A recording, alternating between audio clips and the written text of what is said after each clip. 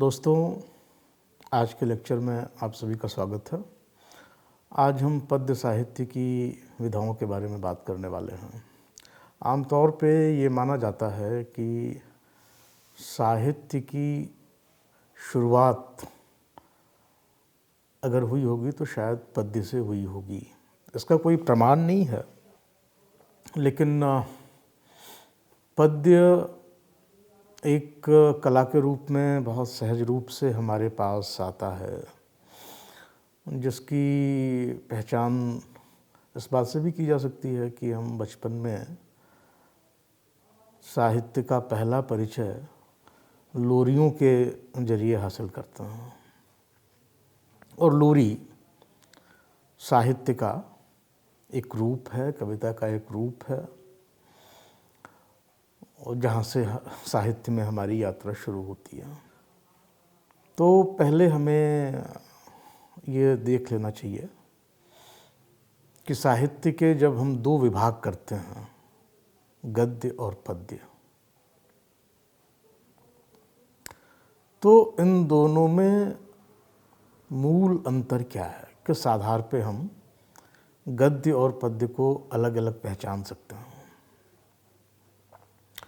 सबसे बड़ी बात जो है वो है गेयता, यानी ऐसी हर रचना एक पद्य है जिसे गाया जा सकता है।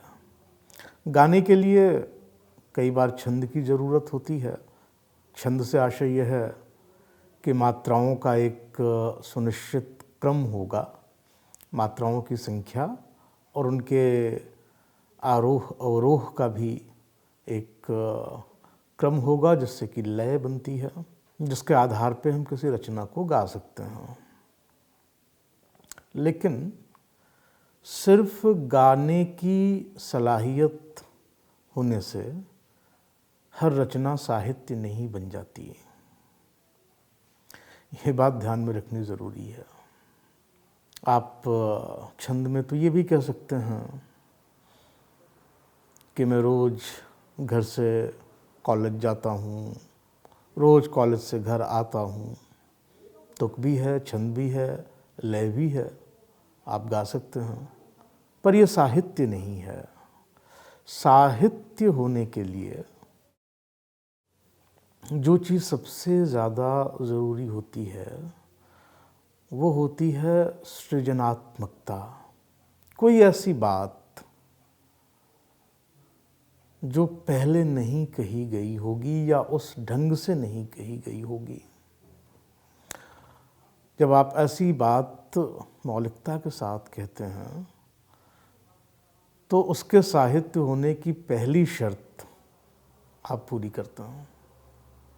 पर उसके साथ साथ ये भी ज़रूरी है कि वो बात कहने वाले के साथ साथ सुनने वाले को भी संवेदित करे, उसके मन में कुछ एहसास पैदा करे, और एहसास चीज़ों की बेहतर समझदारी की तरफ ले जाए।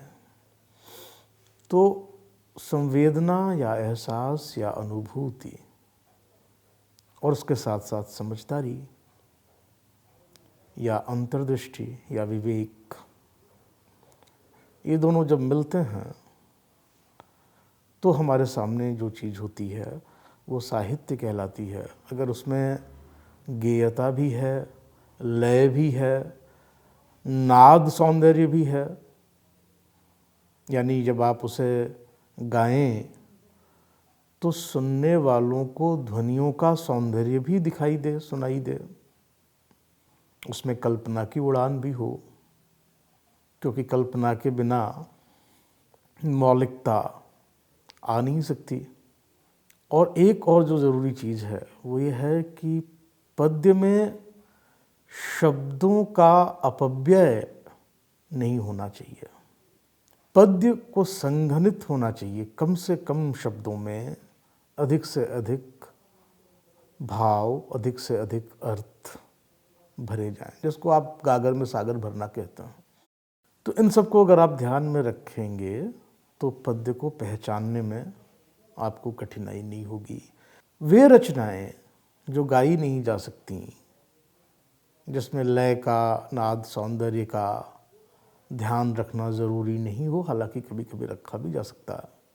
कल्पना तो हर साहित्यिक रचना में होगी, और हालांकि गद्य में कम से कम शब्दों में बात कहने का बहुत आग्रह नहीं होता, लेकिन ऐसी किसी भी रचना में जिसमें कि शब्दों को बर्बाद किया गया हो, यानी फालतू के शब्द इस्तेमाल किए गए हों, उनको हम साहित्य नहीं कह सकते, या कम से कम अच्छा साहित्य नहीं कह सकते। तो ये चीज़ें यानी कल्पना और शब्दाल्पता, ये तो गद्य में भी होनी चाहिए। तो कुल मिला के गेयता ही वह चीज़ है जो पद्य की अनिवार्य पहचान बनती है। तुक होना ज़रूरी नहीं है, बिना तुक के भी, बिना छंद के भी चीज़ें गेय हो सकती हैं। हमारे पास मुक्त छंद की भी ऐसी कविताएं बहुत होती हैं जिनको हम गा सकते हैं, क्योंकि उसमें एक लय होती है। वो लय कई बार बहुत सूक्ष्म होती है, ऊपर से दिखाई नहीं देती। हालांकि ऐसे भी लोग हैं जो इस बात का दावा करते हैं कि वे किसी भी चीज़ को गा सकते हैं, पर ऐसे दावों को अपवाद के रूप में लेना चाहिए और पद्य को लय और गेयता से जोड़कर देखना चाहिए। इस बात को भी ध्यान में रखना चाहिए कि हर पद्य कविता भी हो ये ज़रूरी नहीं है। यानी उसमें अगर संवेदित करने की क्षमता नहीं है, उसमें कोई मौलिकता नहीं है, उसमें कोई नई समझदारी नहीं है, कोई नई अंतर्दृष्टि नहीं है, तो उसको हम कविता नहीं कह सकते, भले ही वो फिर भी पद्य है अगर वो गाया जा सकता। तो अब हम पद्य की कुछ विधाओं की तरफ ध्यान अपना ले जाएं। किसी भी देश में, किसी भी भाषा में अगर आप उसके साहित्य का इतिहास देखें तो जब सबसे पुरानी जो विधाएं हमें मिलती हैं उनमें महाकाव्य शामिल है। महाकाव्य और नाटक ये साहित्य की प्राचीनतम विधाएं मानी जाती हैं। भारतीय परंपरा में जब हम काव्य शास्त्र की बात करते हैं तो हमारे ध्यान में मुख्य रूप से परंपरागत संस्कृत काव्य शास्त्र होता है। इसमें आप देखेंगे कि पद्य की विधाओं की चर्चा करते हुए महाकाव्य के साथ साथ खंड काव्य की भी चर्चा होती है। भारतीय परंपरा में इतिहास और पुराण को भी काव्य की कोटि में शामिल किया गया है, लेकिन यहाँ ये समझ लेना चाहिए कि जब हम इतिहास कह रहे हैं तो उससे हमारा आशय आधुनिक इतिहास नहीं है। आधुनिक अर्थों में इतिहास का मतलब है अतीत का या अतीत की घटनाओं का एक क्रमबद्ध वैज्ञानिक अध्ययन। लेकिन भारतीय परंपरा में महाभारत को इतिहास की संज्ञा दी गई है। महाभारत को आप महाकाव्य भी कह सकते हैं, लेकिन परंपरागत रूप से उसे इतिहास कहा गया है।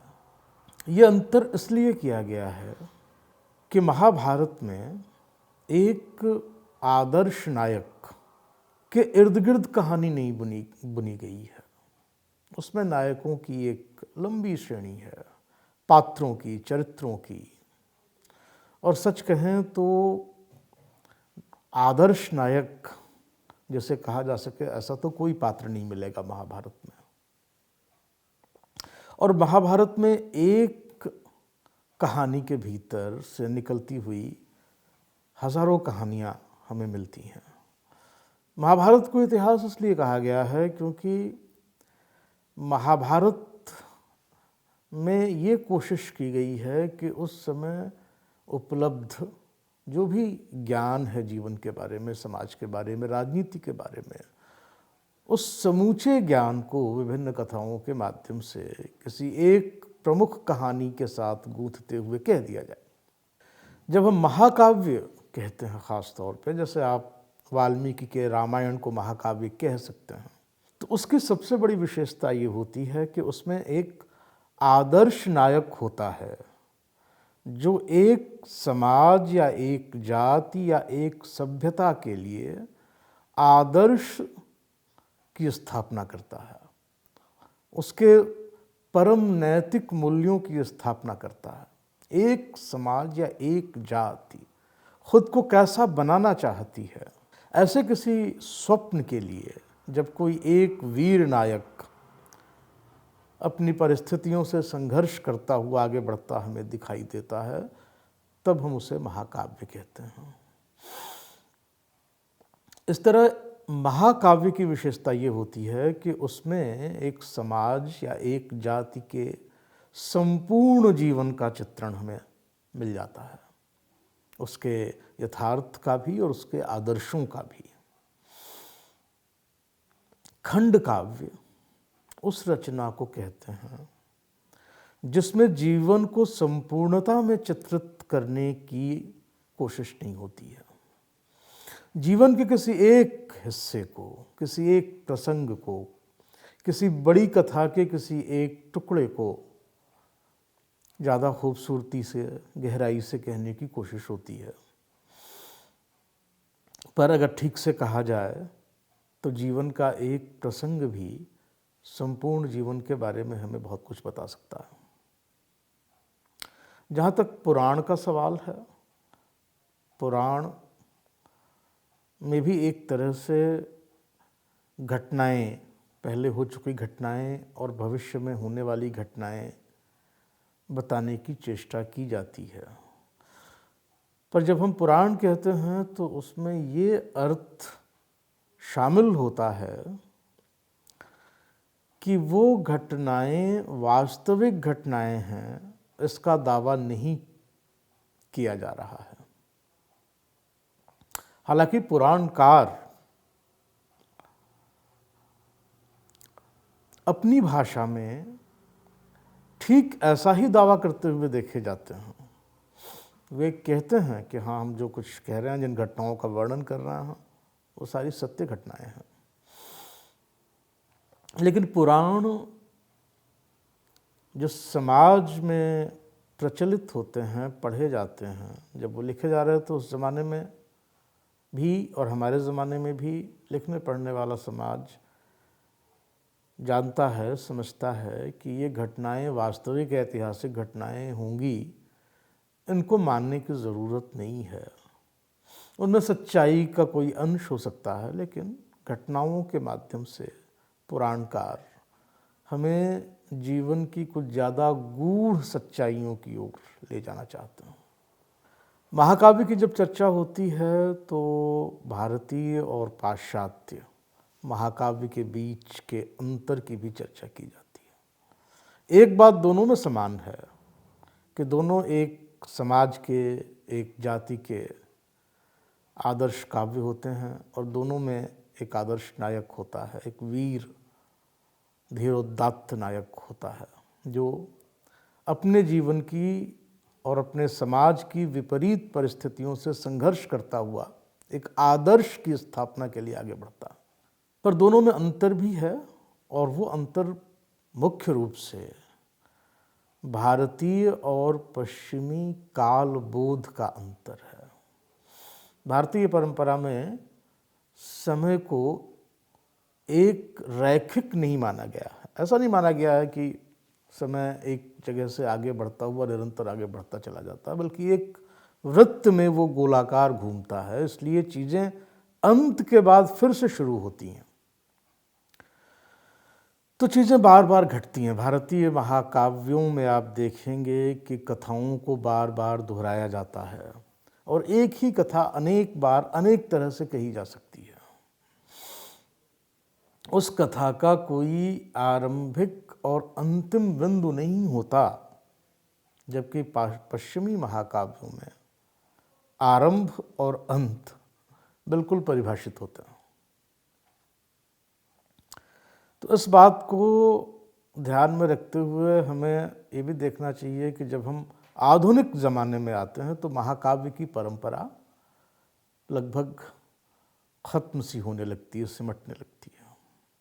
उसका क्या कारण है, उस पर अनेक लोगों ने विचार किया है। माना यह जाता है कि महाकाव्य एक ऐसे समाज की रचना है जो परिवर्तनशील नहीं है, जो स्थिर है।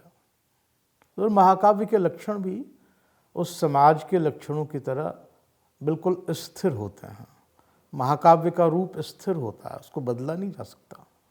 कौन नायक होगा, किस तरह के रस होंगे, कौन से छंद होंगे, क्या शैली होगी, ये बिल्कुल सुपरिभाषित होते हैं महाकाव्य में। और अगर वो सारी शर्तें पूरी न हो तो उसे महाकाव्य नहीं माना जाता।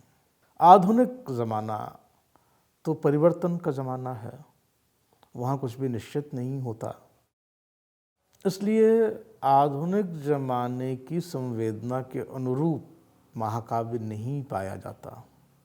उसके बाद भी आधुनिक युग में महाकाव्य लिखने की कोशिशें की गई हैं, पर आप देखेंगे कि इन कोशिशों में महाकाव्य के स्वरूप का जो शास्त्रोक्त वर्णन है उसका ज्यों का त्यों अनुपालन करने की चेष्टा नहीं की जाती है। पुराने ज़माने का महाकाव्यकार शास्त्रीय स्वरूप से विचलित होने की हिम्मत नहीं कर सकता था, पर आधुनिक ज़माने का महाकाव्यकार ये मान के चलता है कि हम जो कुछ कहना चाहते हैं वो बात महत्वपूर्ण है, और वो बात अगर महाकाव्य के स्वरूप में नहीं आ सकती तो उसे बदला जा सकता है।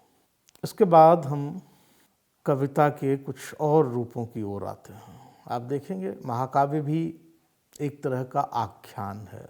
आख्यान का अर्थ होता है कहानी। वैसी सारी रचनाएं जिनमें पद्य के जरिए कोई कहानी कही जाती है उनको आप आख्यान काव्य कह सकते हैं। इस आख्यान काव्य के भारतीय परंपरा में और ख़ास तौर पे हिंदी परंपरा में दो रूप मिलते हैं। एक रूप मिलता है वीर गाथा का और दूसरा प्रेमाख्यान का।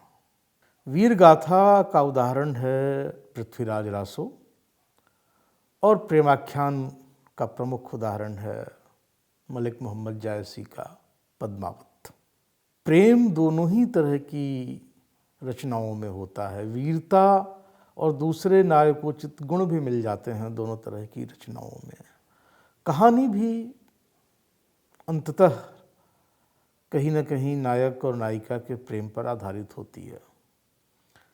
फिर भी हमें वीर गाथा और प्रेमाख्यान को अलग अलग समझने की ज़रूरत होती है। इसका कारण यह है कि दोनों का जो मुख्य जोर है वो भिन्न तरह की संवेदनाओं पे होता है। वीर गाथा का उद्देश्य होता है किसी वीर नायक की महिमा को स्थापित करना। वो अपनी वीरता के लिए अनेक प्रकार के कष्ट सह सकता है, त्याग कर सकता है, बलिदान कर सकता है। वो ऐसा कोई कदम नहीं उठाता जिससे कि उसकी वीरता की छवि प्रभावित हो। अगर ज़रूरत हुई तो वो अपने प्रेम का भी परित्याग अपनी वीर छवि को बनाए रखने के लिए कर सकता। मगर प्रेमाख्यान का जो नायक होता है वो मूलतः एक प्रेमी नायक है। उसके लिए प्रेम सबसे बड़ा मूल्य है। प्रेम के लिए भी वीरता की ज़रूरत होती है, इसलिए कहते हैं प्रेम एक महान पुरुषार्थ है। लेकिन प्रेमी नायक आवश्यकता पड़ने पर अपनी नायक की छवि की कुर्बानी भी देने को तैयार रहता है। वो अपने प्रेम को प्राप्त करने के लिए, अपनी प्रेम की रक्षा करने के लिए सब कुछ करने को सहर्ष प्रस्तुत होता, अपना बलिदान भी देने को प्रस्तुत होता। और प्रेमी नायक हमेशा एक विद्रोही नायक होता है। वो समाज की निर्धारित परंपराओं, मूल्यों, आदर्शों की परवाह नहीं कर सकता। अगर वे उसके प्रेम के रास्ते में आते हैं तो वो उनको छोड़ के आगे बढ़ जाता है, जैसा कि वीर गाथा का नायक नहीं कर सकता, न महाकाव्य का नायक कर सकता। महाकाव्य, खंडकाव्य, वीर गाथा और प्रेमाख्यानक ये सब प्रबंध काव्य के उदाहरण हैं। ऐसी कोई भी रचना जिसमें एक कहानी का सहारा लिया गया हो, उसमें बहुत सारे पात्रों को, बहुत सारी घटनाओं को, बहुत सारे प्रसंगों को जीवन के उस कहानी के सहारे एक सूत्र में बांधने की कोशिश की जाती है। कहानी एक तरह से सूत्रधार होती है। तो ऐसी सभी रचनाओं को हम प्रबंध काव्य भी कह सकते हैं, यानी महाकाव्य, खंड काव्य, आख्यान काव्य, वीर गाथा, प्रेमाख्यानक, ये सब प्रबंध के उदाहरण हैं। पद्य का एक अन्य रूप भी होता है जिसको मुक्तक कहते हैं। मुक्तक उन रचनाओं को कहते हैं जिसमें किसी एक ही भाव को या किसी एक विचार को, किसी एक संवेदना को व्यक्त करने की कोशिश की जाती है। बहुत सारे भाव, बहुत सारे प्रसंग इसमें शामिल नहीं किए जाते। हालांकि कोई भी भाव अपने आप में बिल्कुल अकेला और आज़ाद नहीं हो सकता। जैसे प्रेम की भावना का जब भी वर्णन किया जाएगा तो उससे मिलते जुलते कुछ और भाव ज़रूर उसके साथ आ जाएंगे। पर मुक्तक प्रमुखता से किसी एक ही संवेदना को कहने की कोशिश, इसलिए मुक्तक को किसी कहानी की, किसी आख्यान की ज़रूरत नहीं होती। भारतीय परंपरा में जो छंद आपको देखने को मिलते हैं, जैसे कि दोहे, सोरठे, कवित्त, पद, ये सारी रचनाएं मुक्तक का उदाहरण होती हैं। जब हम आधुनिक ज़माने में आते हैं तो हमें कुछ भिन्न किस्म के मुक्तक देखने को मिलते हैं। इनमें से एक है प्रगीत, जिसको अंग्रेजी के लिरिक शब्द के लिए इस्तेमाल किया जाता है। प्रगीत भी एक तरह का गीत है, एक तरह की गेय रचना है, पर इसकी विशेषता ये होती है कि इसमें बहुत निजी भावों को, पर्सनल फीलिंग्स को व्यक्त करने की कोशिश की जाती है। अगर आप ईश्वर की वंदना में कोई भजन लिख रहे हैं, कोई कवित्त कह रहे हैं किसी वीर की प्रशंसा में, तो वो प्रगीत नहीं हो सकता। आप किसी नायक और नायिका के प्रेम या श्रृंगार का वर्णन कर रहे हैं तो वो भी प्रगीत नहीं होगा। लेकिन जब आप अपनी खुद की किसी निजी भावना को, अपनी प्रेम भावना को, या अपने किसी दुख को, अपनी किसी गहरी खुशी को व्यक्त करते हैं, तो वो पर्सनल किस्म की रचना होती है, वैयक्तिक किस्म की रचना होती है, जो प्रगीत का नाम पाती है।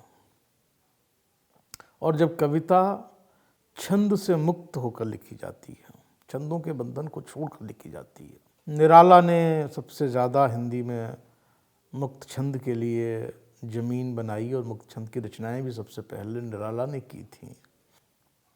वो कहते थे कि जैसे मनुष्यों की मुक्ति होती है वैसे ही कविता की मुक्ति भी होती है। तो छंद नहीं होते लेकिन लय होती है। लय के बिना कविता नहीं हो सकती। आप नई कविता के कवियों को भी देखें, उनके यहाँ भी आपको मुक्त छंद मिलेगा। मुक्तिबोध जैसे बीहड़ कवियों के यहाँ मुक्त छंद मिलेगा। उसे गाया नहीं जा सकता, हालांकि जैसे मुक्तिबोध की कविताओं को गा नहीं सकते, लेकिन आप एक लय में उनका पाठ कर सकते हो। हिंदी में मुक्तकों के ऐसे संग्रह जरूर मिलते हैं जिनमें सब मिलाकर एक कहानी कहने की कोशिश की जाती है, जैसे तुलसीदास की कवितावली या सूरदास का सूरसागर। एक और रूप है पद्य का जिसको लंबी कविता कहते हैं। हिंदी में अज्ञेय की कविता और ख़ासतौर पर मुक्तिबोध की कविता अंधेरे में, ये लंबी कविताओं के उदाहरण के रूप में याद किए जाते हैं। या फिर निराला की कविताएं जैसे सरोज स्मृति या राम की शक्ति पूजा, इनको लंबी कविता के उदाहरण के रूप में रखा जाता है। लंबी कविता से आशय केवल आकार से नहीं है। लंबी कविता में हमेशा एक आख्यान ज़रूरी होता है, भले ही वो आख्यान बहुत स्पष्ट नहीं हो। आख्यान इसलिए ज़रूरी होता है कि लंबी कविता जीवन के अनेक प्रसंगों को एक साथ गूंथने की कोशिश करती है। हालांकि ये लंबी कविता भी दो तरह की हो सकती है। ऐसी लंबी कविता जिसमें निजी भावनाओं को प्रमुखता से लिया जाता है, वो प्रगीतात्मक लंबी कविताएं होती हैं। जैसे कि आप सरोज स्मृति को उदाहरण के रूप में ले सकते हैं। दूसरी तरह की कविताएं जिसमें कि समाज के यथार्थ को कोशिश की जाती है कहने की, उनमें नाटकीयता होती है, कहानी का सहारा तो होता ही है। मुक्तिबोध की कविता अंधेरे में इसका एक उदाहरण है। गज़ल भी हिंदी उर्दू में पद्य का एक रूप है। गज़ल को अलग से रेखांकित करने की ज़रूरत इसलिए पड़ती है क्योंकि इसका अपना एक फॉर्म है। इसमें रदीफ़, काफ़िया, मतला, मक्ता और शेर की एक परंपरा है। गज़ल हिंदी में भी लिखी जाती है, उर्दू में भी कही जाती है। गज़ल की सबसे बड़ी विशेषता ये होती है कि इसमें शेर होते हैं 2 पंक्तियों के। वो शेर अपने आप में स्वतंत्र होते हैं। ज़रूरी नहीं है कि गज़ल के सभी शेर मिलकर आपस में जुड़कर ही कोई बात कहें। वो शेर अलग अलग अपनी बात कह सकते हैं और फिर भी वो जब गज़ल में जुड़ते हैं तो एक ख़ास तरह की मनोभूमि का निर्माण करते हैं।